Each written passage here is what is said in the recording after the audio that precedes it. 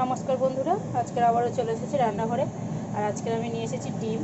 এই যে দেখুন, এখানে নিয়েছি ডবল কুসুম ডিম, দুটো করে কুসুম আছে, ভালো করে সেদ্ধ করে এরকম দু টুকরো করে কেটে নিয়েছি। এখানে আমি 3টে ডিম নিয়েছি। আর এখানে নিয়েছি বেশ 1 বাটি মতো মটরশুঁটিটাও ডিমের সাথে আমি সেদ্ধ করে নিয়েছি, কারণ একটু বেশি দিন হয়ে গেছিলো, একটু শুকিয়ে গেছিলো, মানে বুড়ো মটরশুঁটি তাই। আর এখানে নিয়েছি আদা রসুন কুচি, একদম মিহি করে চপ করে কুচি। এখানে নিয়েছি পেঁয়াজ, একটা ছোট মাঝারি সাইজের পেঁয়াজ চপিং করে নিয়েছি। আর এখানে নিয়েছি স্বাদ অনুযায়ী কাঁচা লঙ্কা।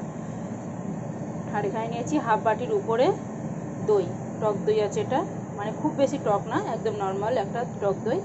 তো চলুন এইসব দিয়ে একটা সুন্দর রেসিপি বানাবো, যেটা আমি রাতের রুটি দিয়ে খাওয়ার জন্য। আমি তো রুটি খাওয়ার জন্য বানাচ্ছি, কিন্তু এটা যে কোনো জিনিস দিয়ে খাওয়া যাবে, রুটি পরোটা। এখানে কড়াই বসিয়ে দিয়েছি, কড়াইতে দিয়ে দিচ্ছি তেল।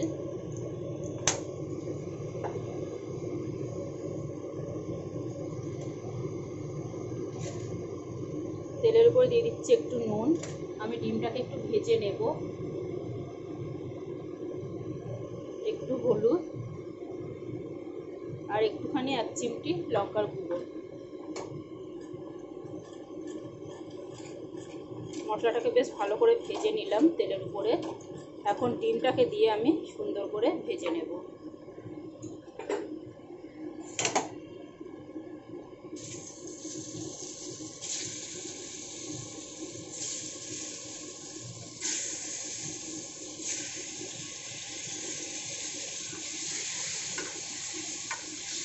চলুন ডিমটাকে ভালো করে নাড়াচাড়া করে একটু ভেজে নিই। তো এখানে দেখুন বন্ধুরা, আমি তো আজকে স্টিলের কড়াইতে রান্না করছি, তো এটা খুব তাড়াতাড়ি গরম হয়ে যায়।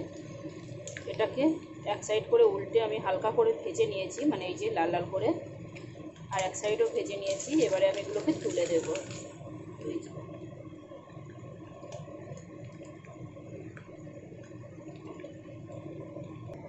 এখানে আমি ডিমটা ভেজে তুলে নিয়েছি সাইডে। আর এখানে কড়াইতে আরও একটু তেল দিয়ে দিয়েছি। এক টুকরো দারচিনি নিয়ে ছোট ছোট টুকরো করে এখানে দিয়ে দিলাম কড়াইতে। দিয়ে দিচ্ছি একটু গোটা জিরে। এটাকে হালকা একটু নাড়াচাড়া করে নিলাম। গ্যাসটা একদম লোতে আছে, কারণ স্টিলের কড়াই কিন্তু গরম হয়ে যাচ্ছে খুব ফাস্ট। এখন আমি এখানে আদা রসুন কুচি আর কাঁচা লঙ্কা কুচিটা দিয়ে দেবো। এখানে আদা রসুন আর কাঁচা লঙ্কাটাকে দিয়ে একটু ভালো করে ভেজে নেব। এই যখন গন্ধটা বেরিয়ে যাবে, তখনই বুঝতে হবে খুব সুন্দরভাবে ভাজা হয়ে গেছে।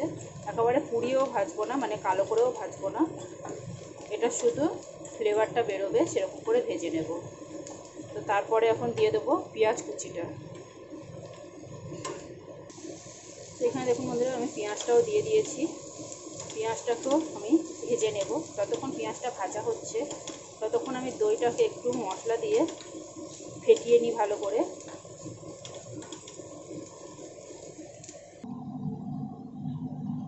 তো দইটার মধ্যে আমি বন্ধুরা স্বাদ অনুযায়ী নুন, টেস্ট অনুযায়ী চিনি আর লঙ্কার গুঁড়ো, হলুদ গুঁড়ো আর সামান্য একটু ধনে গুঁড়ো, জিরে গুঁড়োটা দিলাম না। এটাকে এবার একটু ফেটিয়ে নেবো ভালো করে। তো এখানে পেঁয়াজটা আমার বেশ ভাজা হয়ে গেছে।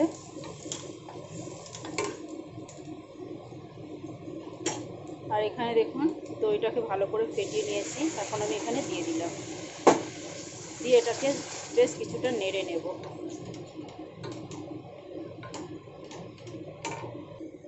এখানে দেখুন বন্ধুরা, মশলাটা আমার বেশ সুন্দর করে কষানো হয়ে গেছে। গ্যাসটাকে কিন্তু বাড়িয়ে দিয়েছি এই সময়, পুরো ফুল করিনি, মিডিয়ামের থেকে একটু বেশি বাড়িয়ে দিয়েছি। এখন এখানে দেখুন একটা ছোট আলু সিদ্ধ ছিল, তাই পরে ভাবলাম দিয়ে দিই, গ্রেভিটা খুব সুন্দর হবে। তা একটা ছোট আলু সেদ্ধ ছিল, সেটাকে দিয়ে দিলাম। আমি বেশ হাতে চটকে দিয়ে দিয়েছি। এখানে দিয়ে দিলাম এবারে মটরশুঁটিটা। এটাকেও দিয়ে 2 মিনিট কিছুক্ষণ আমি কষিয়ে নেব। আলুটা কিন্তু পুরোপুরি অপশনাল, মানে ঠিকঠাক গ্রেভিটা করার জন্য। তো এখানে আমার বেশ কষানো হয়ে গেছে। এবারে একটু পছন্দ মতো জল দেব।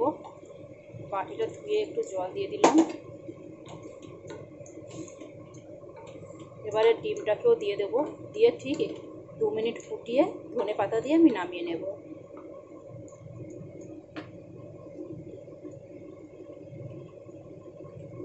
তো আজকের ভিডিওটা কেমন লাগলো বন্ধুরা, অবশ্যই একটা লাইক কমেন্ট শেয়ার করে আমাকে জানাবেন।